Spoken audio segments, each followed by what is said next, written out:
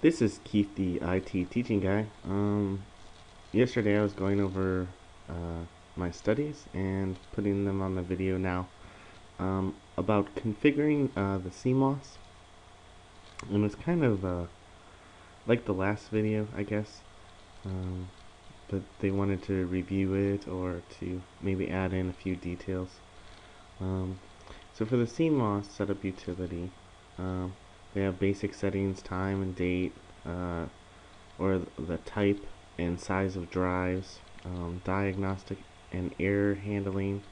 Um, During your post, there may be a series of beeps, your power on self-test, and if there are a series of beeps, those beeps mean a certain thing.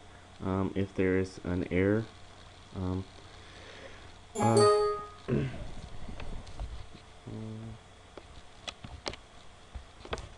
so there might be an error. Memory management, size, voltage, frequency, never change. So if you are in your CMOS setup utility and they have settings to change your RAM, um, whether it be voltage or the size or the frequency, you do not want to change that. You can damage your memory very quickly and easily unless allowed by your um, manufacturer, and they tell you to change it otherwise. Um, they talk about passwords, boot options, and power management. For advanced features, they talk about advanced chipset, integrated peripherals, plug-and-play peripheral connect, interconnect, or PNP/PCI configurations. Some of the configurations: security settings, boot sequence, power settings, date and time again, overclocking, virtualization options, if your computer supports it. Then they have security measures like boot passwords, drive lock protection, um, and trusted platform modules or TPMs, and CMOS passwords. They talk about also the advanced. I just put up here the. It's not wanting to look. Just a background of what a CMOS setup utility looks like and different ways you can change things around. But they talked about Advanced Configuration Power Interface, ACPI, sorry. The S1, S2, S3, and S4. And each of those are different settings in the configuration for your power interface. And so S1 would be your computer is on, but not the monitor or the hard disk is running. And you can press any key to restore that power for your monitor and your hard disk. In the S2 configuration, your power is on, but not the CPU, monitor,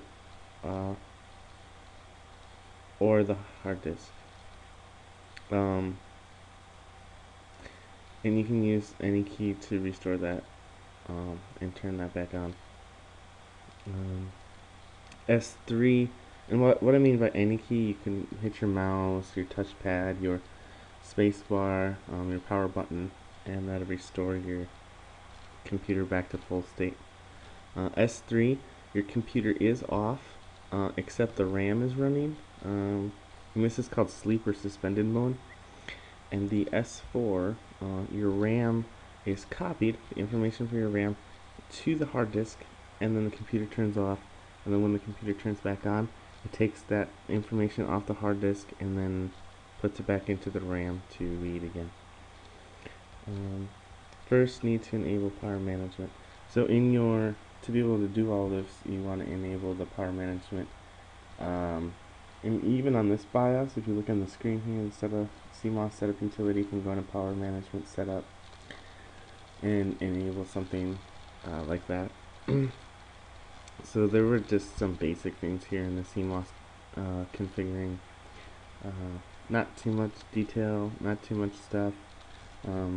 to better really more learn about it is just go in to your CMOS setup utility and check out different things. But if you change something, you can seriously damage your computer, and so it suggests running a CMOS setup utility in something like VirtualBox or a virtual machine, so you don't end up damaging your computer. So, otherwise, keep studying for your A+, and check out freeaplus.com for even better videos, the best quality I've ever seen on the internet. So, to get ready for the A+. So, alright, keep studying.